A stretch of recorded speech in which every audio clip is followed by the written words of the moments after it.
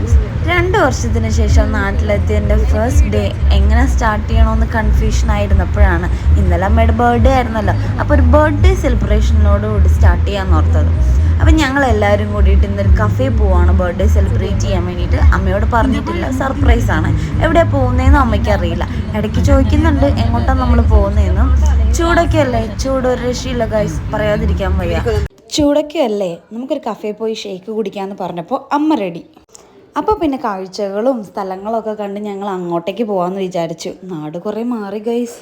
ഞങ്ങളെല്ലാവരും പുറത്ത് പല സ്ഥലത്തായത് കാരണം വല്ലപ്പോഴും മാത്രമേ ഇങ്ങനത്തെ ഗ്യാതറിംഗ് ഒക്കെ നടക്കാറുള്ളൂ. സോ ഒരുമിച്ച് കൂടുമ്പോഴത്തേക്കും മെമ്മറബിൾ ആയിട്ടുള്ള മൊമെൻറ്റ്സ് ഉണ്ടാക്കാൻ ഞങ്ങൾ ശ്രമിക്കാറുണ്ട്. അമ്മ കാഴ്ചയൊക്കെ കണ്ടിരിക്കുകയാണ്. അപ്പം നമ്മൾ പോകുന്നത് പാലാരിവട്ടത്തെ ഫേമസ് ആയിട്ടുള്ള ഹെസ്തോൺ കഫേയിലേക്കാണ്. ഇത് കണ്ടപ്പോൾ തന്നെ ചോദിച്ചു, അപ്പോൾ ഷേക്ക് കുടിക്കാനാണല്ലോ വന്നിരിക്കുന്നത്. ഇവരുടെ ഇൻസ്റ്റഗ്രാം പേജ് കണ്ടിട്ടാണ് ഞാൻ ഇവരെ കോണ്ടാക്റ്റ് ചെയ്യുന്നത്. ബർത്ത്ഡേ ഒക്കെ സെലിബ്രേറ്റ് ചെയ്യാൻ പറ്റിയൊരു ഗുഡ് സ്പോട്ട്. ഷേക്ക് കുടിക്കാനാണെന്ന് പറഞ്ഞതുകൊണ്ട് അമ്മയ്ക്കൊരു ഡൗട്ടും ഇല്ലായിരുന്നു. ആൾ നേരെ അകത്തേക്ക് കയറി.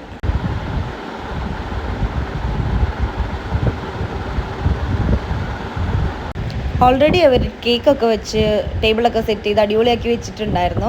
അമ്മയ്ക്കൊരു ഡൗട്ട് ഇല്ലാതിരുന്ന കാരണം ആദ്യം വേറൊരു ടേബിളിലേക്കാണ് പോയത്. പിന്നെ ഞങ്ങൾ എല്ലാവരും പറഞ്ഞു ഇവിടെ വന്നിരിക്കുക, ബർത്ത്ഡേ അല്ലേ എന്നൊക്കെ പറഞ്ഞപ്പോഴത്തേക്ക് ആൾ ഭയങ്കരമായിട്ട് സർപ്രൈസ് ആയി.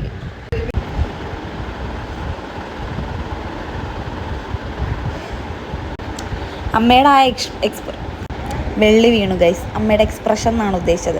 അമ്മയുടെ എക്സ്പ്രഷൻ കാണുമ്പോഴേ നിങ്ങൾക്കറിയാലോ അമ്മ എത്ര സർപ്രൈസ് ആയിരുന്നു.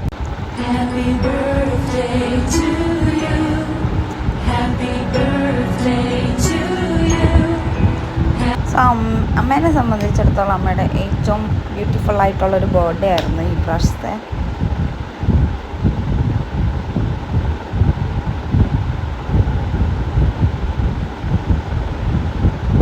അമ്മയുടെ ഏറ്റവും ബ്യൂട്ടിഫുൾ ആയിട്ടുള്ള ഒരു ബർത്ത്ഡേ ആയിരുന്നു അമ്മയുടെ ഈ പ്രാവശ്യത്തെ ബർത്ത്ഡേ.